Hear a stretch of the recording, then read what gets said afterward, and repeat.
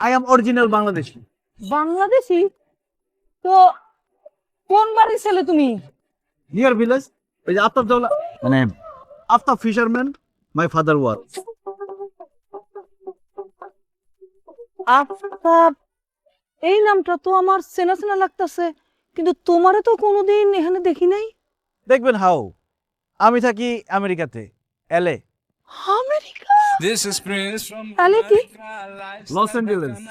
যেমন বাংলাদেশের মধ্যে আছে ঢাকা, চিটাগং, তেমনি আমেরিকায় আছে লস অ্যাঞ্জেলেস, নিউ ইয়র্ক, এরকম অনেক কিছু। আচ্ছা বাবা, আমি শুনছি ওই এই আমেরিকাতে যারা থাকে এই মানুষেরা নাকি কোনো কাজকর্ম করতে হয় না, খালি নাকি খায়, ঘুমায় আর ঘুরে বেড়ায়। সরকার নাকি তাদের সবাই শুধু টাকা দেয়। হ্যাঁ? No no aunty, mistake understand.